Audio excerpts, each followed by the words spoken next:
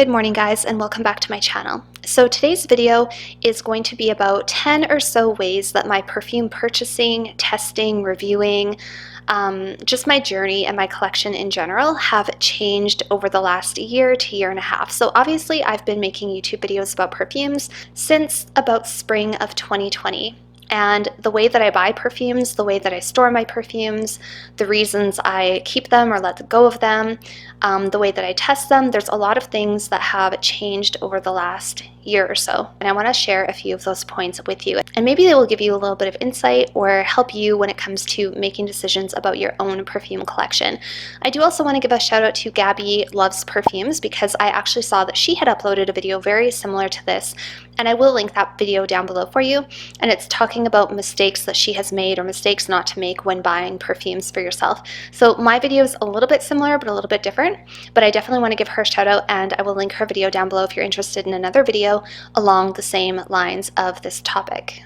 So number one is I used to keep bottles just for the bottles, and I no longer do this. In fact, I used to buy perfume bottles just for the bottles. In fact, I think my very first ever Chanel purchase, I think was Chanel number 5, and I think I bought that only because of how iconic it was and because I wanted the bottle in my collection, and I thought it would look pretty sitting on a shelf.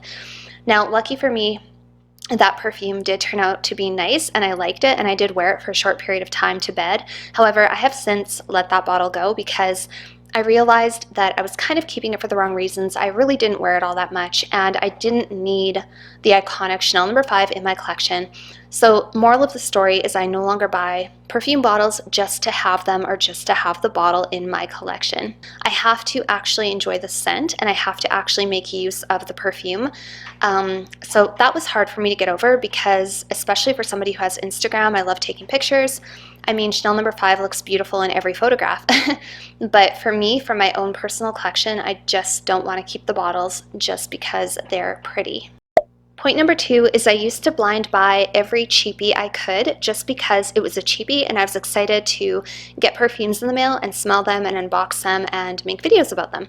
So when you first start your perfume journey, I'm sure many of us can relate. You go on discount websites, you find all these perfumes for like $30 a piece, and you think, oh my gosh, this is amazing. And you buy, 5 or 6 or 7 or 10 or 100, who knows. I've probably purchased 100, and I've probably decluttered most of those perfumes. So first of all, blind buying is risky anyway. However, if you blind buy perfumes like I do, you understand the rush and how much fun it is, and it can be a little bit addictive. But I no longer blind buy a bunch of cheapies because I have learned that for the most part, I will not end up keeping them. And there's a reason that they're cheapies, with the exception, there are the odd amazing perfume you can get at a super high discount. And that doesn't mean it's a bad perfume, but I no longer go and just buy every cheapie I can find because I'm at a point in my collection where I'm trying to curate and I'm trying to develop a really great personalized collection for myself that I love every single perfume, and I just don't have room to be bringing in, and it doesn't make sense to bring in tons of cheap perfumes that I might not like. I still do blind buy the odd cheapie. If I see something that I think I might really like or something that I haven't smelt for a long time and I think, ooh, that's a good price, I think I might like that, I still do that, but I no longer have this like excitement or rush over, a box of like 10 super cheapie perfumes. Number 3 is that I used to sort of review my perfumes both for you guys and for myself based off of a first impression. And I did not realize earlier on in my journey that it was really wrong of me and not very helpful of me to discuss perfumes in a review fashion, or say reviewing a perfume, when really I hadn't reviewed it at all. I had just smelt it a few times, and that is not the same as a proper review. And this is a mistake that I know I have made. I can look back at some of my old videos, you guys, and I absolutely cringe because I think that wasn't even a review. I literally smelt it, decided I didn't like it, or decided I thought it was great, told you guys about it, only later on to completely change my opinion about that perfume. And these days I am much more careful about how I test my perfumes and when I share them with you guys as well. So I know that a lot of people probably rush out and buy perfumes when they hear a YouTuber say, oh my gosh, this is amazing. And I still think that that is completely subjective. Whether I like it or not, or whether another YouTuber likes a perfume or not, shouldn't really matter. You need to like it, right? You need to get samples, you need to try it. You shouldn't blind buy a perfume unless you're pretty sure you're gonna like it and the notes look good to you, or you're a little bit more experienced in perfumery. Then you might have a better idea what's gonna work for you. But blind buying in general is a really risky thing to do because a lot of times they don't work out. Basically, what I do now is I try to take my time with perfumes. If I'm doing a first impression video, I will let you guys know this is only a first impression. You know, this is literally me taking it out of the box and spraying it for the first time. And I might really like it today, but I might not like it in a week. But if I'm going to review a perfume or, you know, do a video specifically about a perfume, I do try to take my time with that perfume a little bit before doing that because I don't want to go in having very limited experience with that perfume. So that is one thing that I've done differently, and also just for myself, I try not to make rash decisions about a perfume until I've properly taken my time with that perfume. So on the flip side of keeping perfumes just for the way they look, I no longer keep perfumes just for the way they smell. And people might be thinking, but wait a minute, aren't you supposed to keep them because of the way they smell? Yes and no. So I have had lots of perfumes in my collection that smell amazing, like some of the best perfumes I've ever smelled, really incredible creations like Nishane Annie or Angel Share or other perfumes that are amazing. You know, there's nothing wrong with them. But those perfumes, yeah, they smell good, but I don't enjoy wearing them. So you need to really enjoy the perfumes that you have. You have to enjoy wearing the perfumes. And I have blind bought or not blind bought many perfumes that I ended up letting go of because I bought them thinking, oh my gosh, this is a masterpiece, it's so good, I have to have it. But I didn't take my time and properly think about, okay, but am I going to wear this? Because being able to appreciate the beauty of a perfume is completely different than enjoying wearing a perfume. And that's one thing that I think the audience in general doesn't always understand. People cannot fathom why on earth you would let go of a perfume that smells so good, or why would you let go of a perfume that you can give a rave review about? The answer is very simple, because yes, you can recommend a perfume, and yes, a perfume can be incredible. It doesn't mean it's right for you. And that's, for some reason, that's a very hard pill for people to swallow, but that is something I no longer do. I'm not here to collect perfumes. I'm not here to keep every single amazing creation. I don't want my bedroom to be a museum of perfumes. That's not what I want. I want a collection that I actually wear and I enjoy wearing them. So yeah, I no longer keep perfumes even if they, or just because they smell amazing. The fifth thing I no longer do is buy perfumes just because they are hyped. I have been burned by this so many times, you guys, I cannot even tell you. I have purchased so many perfumes blindly because they were hyped up and everybody else loved them. And sometimes, yes, I did understand, or I did see like where the hype was, or I thought, yeah, it's a nice perfume, but more often than not, I end up letting them go. They just don't work for me. So an example is Sophia by Sofia Vergara, Shoggoth Oud, totally hyped up. However, you know what? I don't hear that many people talk about Shoggoth Oud anymore. I feel like a lot of these perfumes are hyped up for a period of time and then they sort of trail off because people realize, you know what? I don't actually enjoy wearing this perfume. Dolce & Gabbana L'Imperatrice was another one. Rouge Malachite from Armani Privé was another one. Super hyped up. Bought it because of the hype. Bought it because of certain channels hyping them up. It did not work for me. Another one was Delina. I purchased Delina, or I blind traded Delina last year because I felt like every person should have Delina.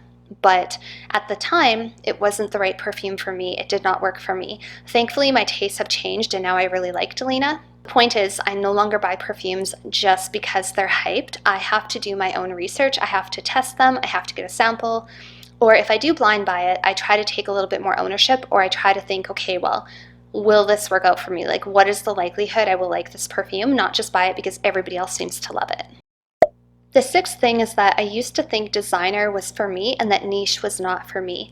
And that has definitely changed over the last year or so. What I have discovered is that because I have smelt so many designer perfumes, and because I feel like I've pretty much smelled every designer perfume that's out there, there's really not much left after you get to a certain point, except to start venturing into the more private collections and the more expensive collections and the exclusive collections and the niche. For me, that's where I'm finding the most excitement right now. And I know a lot of people You know, a lot of people have commented like in the past and said, I really hope you don't start going the niche direction like a lot of other reviewers. But to that, I have to say, I think there comes a point when you start wanting to explore niche, because there comes a point when you've just smelled everything else that's available and you're tired of smelling the same perfumes over and over. You're tired of the same designer flankers. You just need something different. You want something more unique. You want something that pushes the boundaries a little bit. And so what I'm finding now is that I'm finding the greatest joy in exploring niche. The only difficulty with niche is I can't buy it around me. I have to order samples or I have to blind buy, because I literally do not live anywhere near a store that sells niche. So it's very difficult for me. So I've had to practice a lot of restraint, and I've had to be very strategic about it. And I do plan to go do some shopping in a larger center and kind of explore, and I'm really excited for that because I'm tired of wasting money. Like, I don't want to blind buy all these niche that are hyped up. I want to actually go out myself and sniff them myself and make my own decision. Another part of my perfume buying journey that has changed is I used to think it was a really good deal to spend about $200 and get like 6 or 7 perfumes. And now I'm realizing I would rather spend $250 or $300 on one perfume and have it be an incredible perfume that I value and treasure and just absolutely love. So this is kind of similar to one of my earlier points, but I no longer like buying a whole bunch of cheap perfumes. If I could have put that money toward one perfume that would have blown me away versus a bunch of okay ones that don't really blow me away. Yeah, so these days I don't have any trouble spending more money on a perfume, whereas a year and a half ago it would have been really difficult for me to make a decision to spend $200 or $300 on a perfume. These days I'm recognizing that I'm getting something unique. I'm recognizing the value. I'm recognizing that I will appreciate it so much more. And yeah, so that's another thing that has changed over the last year and a half. Another way that my perfume collection or my journey has changed is I used to keep all my perfumes displayed on a tray. And originally, when I only had, 5 or 6 or 10 perfumes, that was perfectly fine because they could sit on a shelf, they weren't going to go bad, I was going to get to all of them, I was going to use all of them. As I got more and more into perfumes and I started buying more, and I got upwards of 50, 60, 80, 90, 100 perfumes, obviously it is not feasible to have them all on a tray on your dresser. First of all, it looks really cluttered, it does not look good. Secondly, they have a shelf life, they're going to go bad. So I now keep all my perfumes in my closet, and I actually just recently ordered a beautiful 4-tiered glass and gold tray. I'm so excited to put my perfumes on that tray. I want them to look nice. I still want them to be stored in a pretty fashion, but I definitely do not have them out on display anymore. I keep them tucked away where they will be safe. So that's something that has been hard for me to come to terms with. If you guys watch my channel, you know I'm constantly trying to decide between bringing them out, putting them back. I've accepted that I'm just going to have to put them away because I love my perfumes so much. I do not want them to go bad, and I value them so much. And I'm okay with having to open my closet doors and pick a perfume or just keep a couple out on display at a time. So that's another thing. I've gone from having a small displayable collection to I have to have them stored away in safety, and I'm okay with that. Another thing that I'm trying to get better at, and I'm still not 100% perfect with it, you guys, I'm working on it, is decluttering too quickly. Now, I don't mean decluttering too quickly as in, making bad decisions or, I'm a human. I'm perfectly allowed to change my mind, even if I change it from day to day. Even if yesterday I love a perfume and today I don't, that's my prerogative. I don't feel like I should be made to feel bad for doing that. And unfortunately, a lot of people's comments do kind of get under your skin and make you feel bad, and they make you second guess what you do.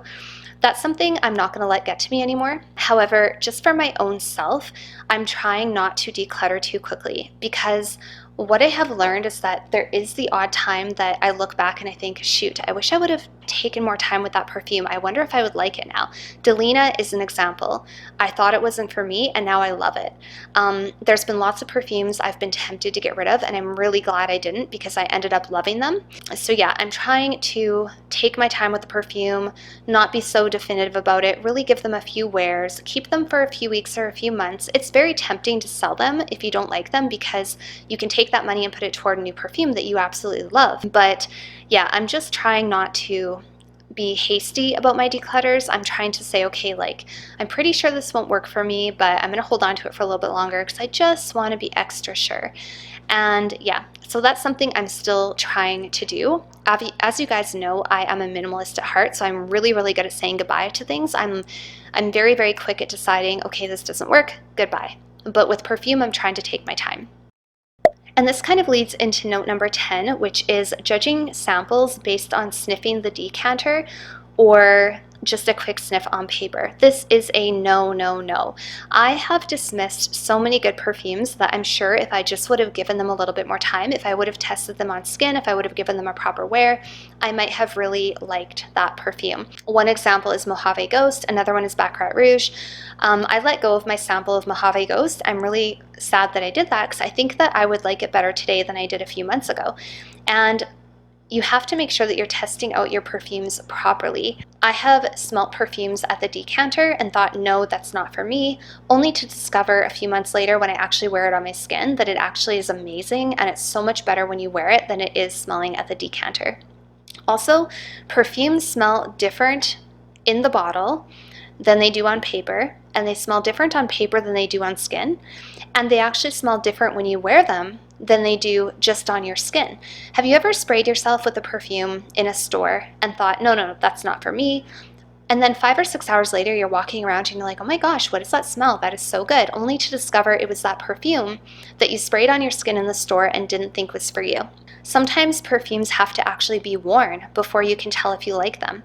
I've had perfumes that I thought I loved until I wore them, and I've had perfumes that I thought I hated until I wore them. You just don't know. You have to wear the perfumes. So that's something I'm trying to do a little bit differently as well. I try not to judge a perfume, and I try not to even talk to you guys about a perfume until I've actually worn it, because until I do that, I do not get a full appreciation for will I actually like the perfume or will I not like the perfume. And the very last point that has changed quite a bit is that about 1.5 years ago, I was all over getting dupes and inspired versions. Now, I do want to make the disclaimer that I have nothing against inspired versions or dupes, and I think that it is amazing that we have these companies that make perfumes that are really affordable that smell so similar to the real thing, because there's a lot of people who just don't want to dish out the money for a $300 perfume. And if you can get a perfume that smells pretty much the same for $75 or $50, I think you should totally do that. And I have nothing against those inspired companies. But something that I've learned for myself is that I will buy inspired versions only to still sort of want the real thing. And eventually I will probably just buy the real thing. I mean, it's easier said than done. They're expensive.